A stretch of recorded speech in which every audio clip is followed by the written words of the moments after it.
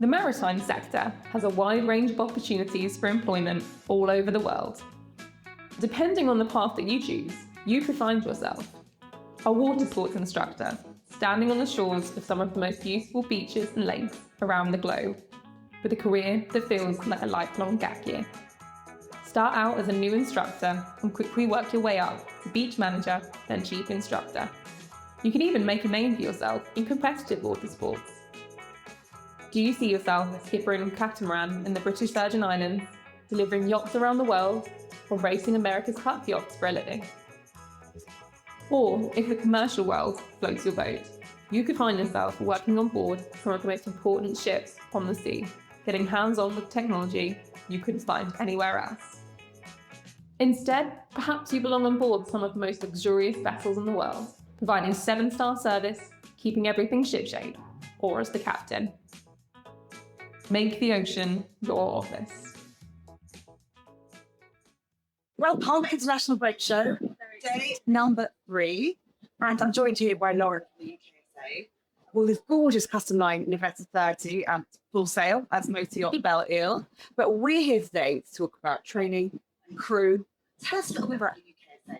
Sure. So UKSA is the United Kingdom Sailing Academy. We're based on the Isle of Wight in the UK, so down on the south coast, but one of the most amazing training locations in the world. We were established almost 40 years ago, and we still stand for the same mission and values that our founders set up about empowering lives through the power of the sea and unlocking the barriers to employment and making sure that people can get into the maritime sector, whether that's on super yachts, water sports, cruise. We do everything essentially from kids on the water doing their first paddle boarding or kayaking session, all the way up to the Master 3000 courses. And really, isn't it where, maritime careers are made with their own childhood? So it's fantastic. It's actually looking after and training really from the ground up. Yeah, so we've got kids from age 6 and 7 kind of starting off, and then some of them will come back and do summer camps with us. We have schools and groups that come down from some of the most deprived areas in the UK, essentially, that come and have funded trips to come unlock that kind of potential within those students. And we see students that have never been in the sea for the first time. They don't know that it's salty because they just never had that access. So it's really about unlocking those barriers for them and inspiring them to want to pursue a career in the maritime sector. And of course, we need more people to join us. 100%. Yes. It must be such a challenge, but also very rewarding to get people from all different backgrounds to get fall in love with water. Yes, we've had students in 2024 from 49 countries. So wow. Huge global reach, really impressive. One of my students was from the Bahamas over the winter period, and I actually have a student that was based in Palma that I've managed to catch up with this week. That's fantastic. And yes, Palma, home to so many yachts and so much yacht crew. Your presence here is really important for people who have graduated from the UKSA, right? Definitely. It's a great opportunity for us to catch up with our students, our graduates. We've got captains that we've spoken to that applied UKSA graduates, the management companies that we work with closely, and the recruitment agency.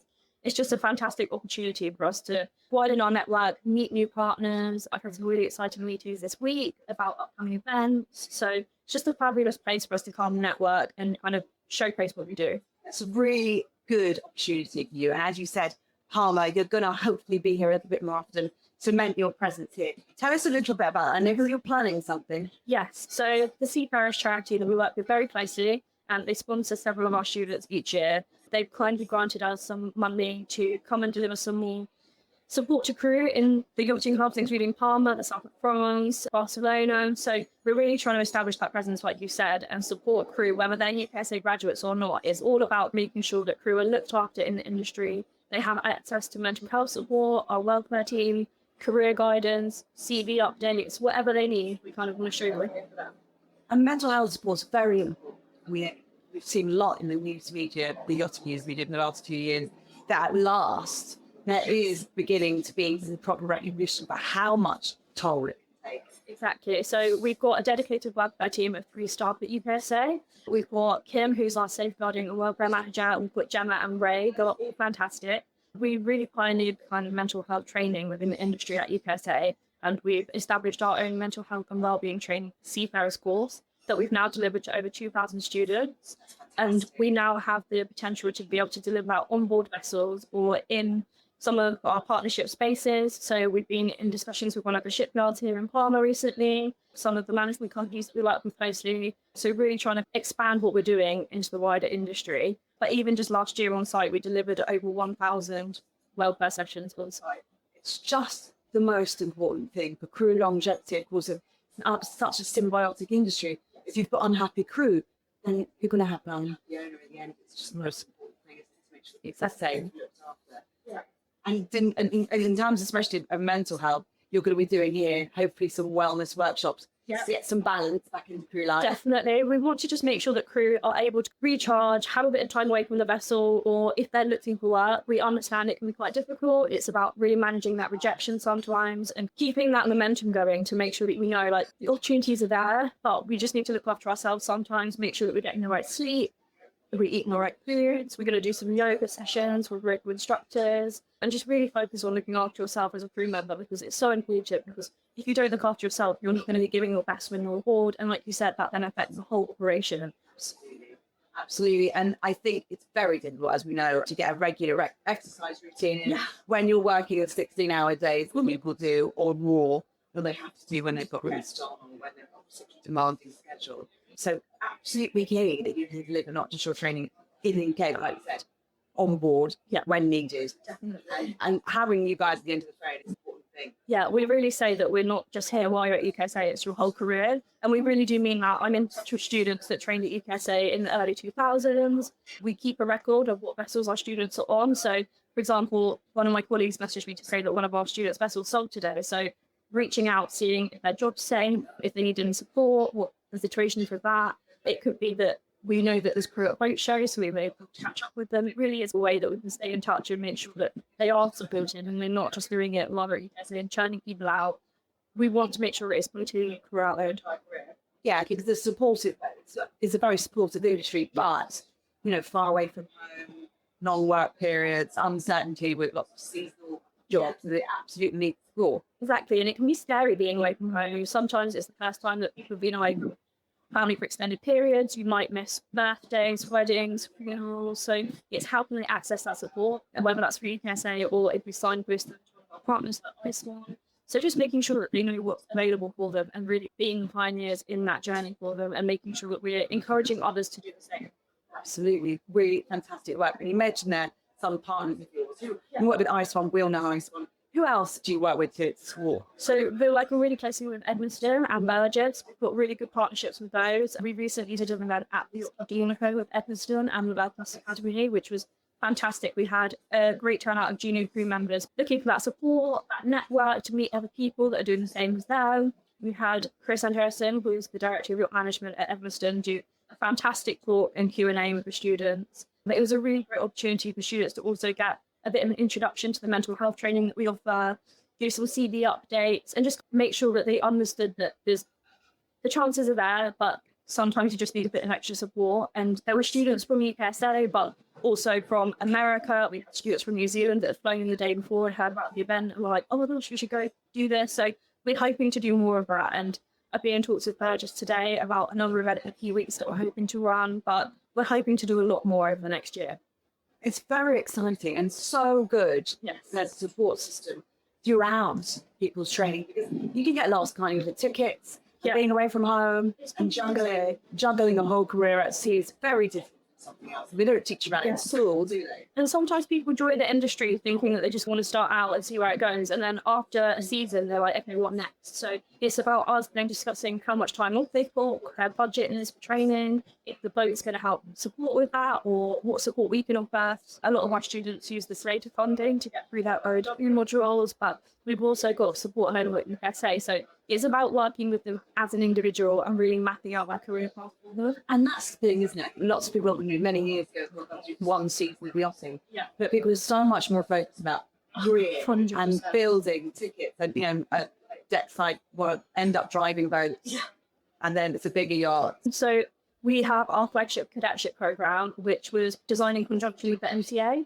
So it's the only cadetship of its kind for super yachts. So they come and train once 5 months at UKSA, working towards their RIA yacht master, but they also get their MCA approved engine course. They do their powerboat level 2, the tender operator, We also partnered with Williams Jet Tenders, so we get some experience with all the jet tenders. That's really great. Yeah, so it is about providing them with the experiences that they're going to need when they join the industry. And then once they left UKSA, we have 94% employment rate within 12 months of graduation for our cadets, which is fantastic. And then over a period of 4 or 5 years, they come back and work to the officer watch level. So it really is the structured pathway to progress on board and have that support from both UKSA and the vessels, which is incredible. And the management companies, I love that you're getting involved very closely with those. Because I think oftentimes, especially yacht crew, it's not necessarily a positive experience they're having with their management company. So that you are providing them, even the management company, the support that they need to look after their crews is fantastic. Yeah, so we're working really closely with management companies and also the recruitment agencies. So we've got great relationships with so many of the big agencies, YPI, we work really closely with Dealer Yachts, obviously Epsom and Burgess, like I've said, Wilson Halligan, Hill Robinson, Crew and Concierge, Key Crew. Could keep listing them all, and I've probably forgotten loads, but that's just some of the examples of some of our partners that we've been working with for a really long time and that support our students and really care about what we're doing, which is fantastic. I think it's wonderful the industry becomes symbiotic like that when everybody works together to actually look after the crew. I think we saw that very much in the pandemic, but it's lovely to see that kind of collaboration existing on a day-to-day level. Exactly. We don't want to limit the opportunities by just saying we will help you find a job, because we can't do that. We're a training provider. We do have a lot of vessels that come to us directly, which is fantastic. And I placed many of our students directly onto their first vessel or into a new position. But we do also understand that the recruitment agencies and management companies are a big part of that. So we want to make sure that the opportunities are there and expand on that. We're constantly looking for new partners that are able to support our students and help remove those barriers, whether that's financially or finding that first opportunity on board. So yeah, those relationships are super important to us. Absolutely key. And if you were to give advice, I'm with an invisible Tom deckhand now, who wants to step up, what would he do or she do to go and take their career to the next level? What kind of advice would you give someone looking to step up? So first thing is making sure that they're registered with Nautilus or the PYA so they can actually verify their sea time. We're working very closely with Digital Sea Service at the moment as well, which is a fantastic app for crew that is free for them to track their sea time, because I've got so many people that have got towards that officer watch level and they've not recorded their sea time or had it verified, which then delays the whole process massively. So it's really about making sure that you're on top of your admin and remembering that's for you to manage, getting the training record book signed, making sure that everything's ready paperwork-wise so that when you're ready to take that next step, all the kinds of stuff is already done. Because the practical skills are obviously learned on the job and through the support of the crew, but the life admin is your responsibility. And it's a huge amount of admin. There's so much paperwork, there's so many certificates, you've got this huge application form that you have to submit to the MCA when you're ready to submit your OOW or even when you're going for a master's. So it's just about, if you're looking to progress, stay on top of those things, because the more you do it regularly, the easier it's going to be in the long run. That's absolutely golden advice, I think, for any crew, not just new ones. Yeah, and even interior crew stuff, like if they're looking to progress as well, we run the IANI guest modules with UKSA, and there is a guest progression route for interior crew that they can follow and get the COC as well. So again, tracking that sea time and onboard time with guests is so important. I think it's really golden advice. That's not just the young crew coming in. I mean, older crew also, you know, keeping track of revalidating tickets. I mean, I bet that there's a lot that you hear and, you know. Yeah, we get emails all the time from people that need to revalidate or just looking for a STCW refresher or something expired years ago or they've lost a certificate. So again, another company we're working with closely is Prudentials, which has been fantastic. We've actually bumped into them around the show this week. So it's a way where you can store your certificates safely online and it actually reminds you when they're going to run out. So it's a perfect way for crew to look after, again, that life admin that you often forget about. Well, I think people do, especially with your paper certificates and you're moving from boat to boat and traveling around the world with work. Not that simple to keep hold of. No. Digital solutions about it. Yeah, exactly. Everything's very digital now. I've had students that have tracked their sea time on a piece of paper and a calendar and then they've lost it, or they've done it on their phone and then the phone's gone overboard and everything's gone. So it is really important that you're storing it somewhere safe and you're able to manage it professionally. Well, I'm terrified about that bursary program.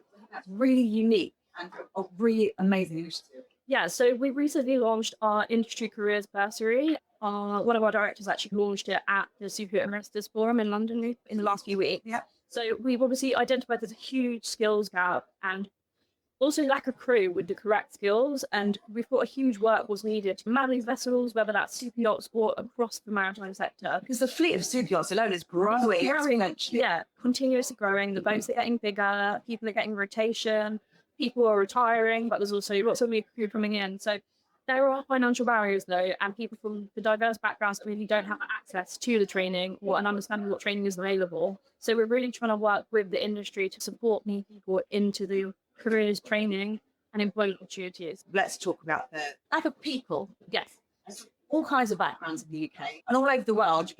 We were just saying that you had your nephew in a programme. Yeah, so we run the Maritime Futures programme for 14 to 25-year-olds, which gives you tasters of all the different areas of the industry, whether that's yachting, water sports, hospitality.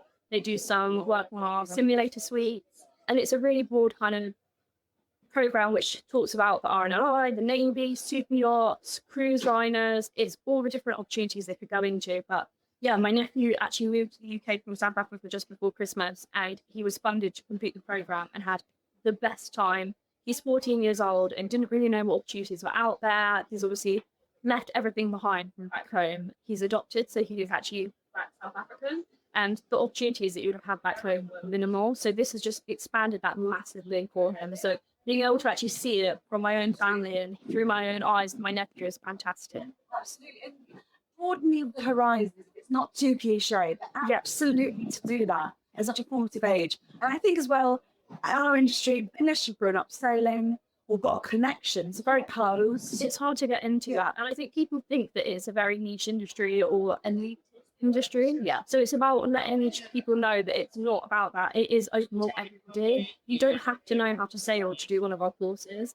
You can learn all new skills whilst in the programme. My nephew make friends on the course. It is about those connections you make as well. A lot of our students will train in crews and they stay in touch for years, and then they meet other people that are training at UKSA. It's this huge community of people. So we're also trying to do multi-fund employment networking events where our graduates can meet up and have a drink and meet people from different years and programs at UKSA. And it's just a great way for them to share their knowledge and see what opportunities are out there. Sometimes they just want some friendships, because you are stuck in a crew all the time. Yeah. Sometimes it's a small crew, or you don't necessarily have the same hobbies and interests as that crew. So it's who you can make friends with, and it's a great way for us to connect our graduates, basically. And that invaluable professional network. Yeah, That isn't always easy to make if you're on one vessel. no, especially there are opportunities where crew will stay on that vessel for years and years, but then that's the only people they know. Obviously, you could be in a yard for an extended period, so you are stuck with those individuals. You don't really get to meet other people outside that